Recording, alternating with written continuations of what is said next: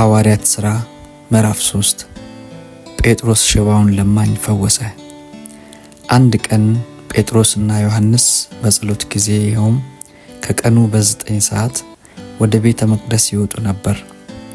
ወደ ቤተ መቅደስ ከሚገቡት ሰዎች ምጽዋት እንዲለምን ሰዎች በየዕለቱ ተሸክመው ውብ በተባለው የቤተ መቅደስ መግቢያ በር ላይ የሚያስቀምጡት አንድ ከተወለደ ጀምሮ ሽባ የሆነ ሰው ነበር። እርሱም ጴጥሮስና ዮሐንስ ወደ ቤተ መቅደስ ሲገቡ አይቶ ምጽዋት ለመናቸው።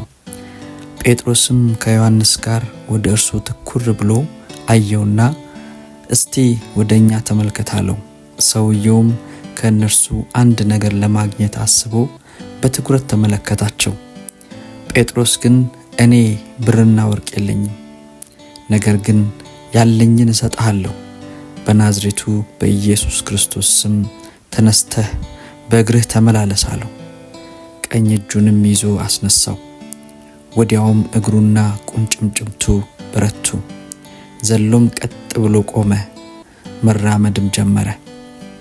ወዲህ ወዲያ እየሄደና እየዘለለም እግዚአብሔርንም እያመሰገነ ከእነርሱ ጋር ወደ ቤተ መቅደስ አደባባይ ገባ። ሕዝቡም ሁሉ እየተራመደና እግዚአብሔርን እያመሰገነ ሲመላለስ ባዩት ጊዜ ይህ ሰው ቀደም ሲል ውብ በተባለው የቤተ መቅደስ መግቢያ በር ላይ ተቀምጦ ምጽዋት ይለምን የነበረው እርሱ መሆኑን አወቁ። በእርሱ ላይ ከተፈጸመው ነገር የተነሳ በመደነቅና በመገረም ተሞሉ። ጴጥሮስ ለማኙ ሲፈወስ ላየው ሕዝብ ንግግር አደረገ።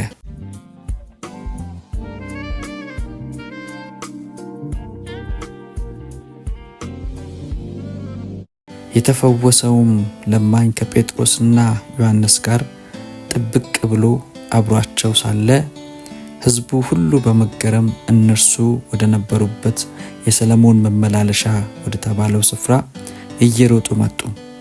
ጴጥሮስም ይህን ባየ ጊዜ እንዲህ አላቸው፣ የእስራኤል ሕዝብ ሆይ በዚህ ለምን ትደነቃላችሁ? ደግሞም በእኛ ኃይል ወይንም በእኛ ጽድቅ ይህ ሰው ድኖ እንዲመላለስ እንዳደረግነው በመቁጠር ለምን ወደኛ አትኩራችሁ ትመለከታላችሁ? የአባቶቻችን አምላክ የአብርሃም የይስሐቅና የያዕቆብ አምላክ ብላቴናውን ኢየሱስን አከበረው። እናንተ ግን እንዲሞት አሳልፋችሁ ሰጣችሁት። ጲላጦስ ሊፈታው ቢፈልግም እናንተ በእርሱ ፊት ካዳችሁት። ቅዱስና ጻድቁን ክዳችሁ ነፍሰ ገዳይ እንዲፈታላችሁ ለመናችሁ። የሕይወት መገኛ የሆነውን ገደላችሁት። እግዚአብሔር ግን ከሙታን አስነሳው። እኛም ለዚህ ምስክሮች ነን። ይህ የምታዩትና የምታውቁት ሰው የበረታው በኢየሱስ ስም በማመን ነው።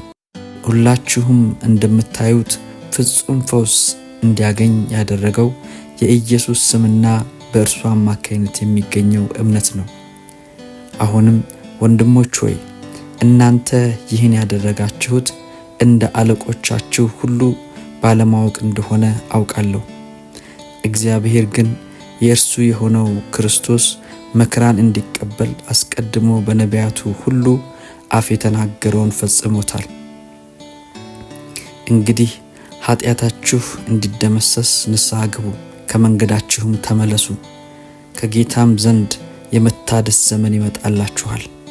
ደግሞም አስቀድሞ ለእናንተ የተመደበውን ክርስቶስን እርሱን ኢየሱስን ይልክላችኋል። እግዚአብሔር አስቀድሞ በቅዱሳን ነቢያቱ አፍ እንደተናገረው ሁሉን ነገር እስከሚያድስበት ዘመን ድረስ እርሱ በሰማይ ይቆይ ዘንድ ይገባል።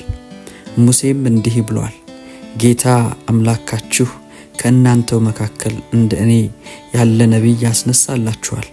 እርሱ የሚናገራችሁን ሁሉ ስሙት። ይህን ነቢይ የማትሰማ ነፍስ ሁሉ ከሕዝቡ መካከል ተለይታ ትጥፋ። በእርግጥም ከሳሙኤል ጀምሮ የተነሱት ነቢያት ሁሉ ስለ እነዚህ ጊዜያት ተናግረዋል። እናንተም የነቢያት ልጆች ናችሁ።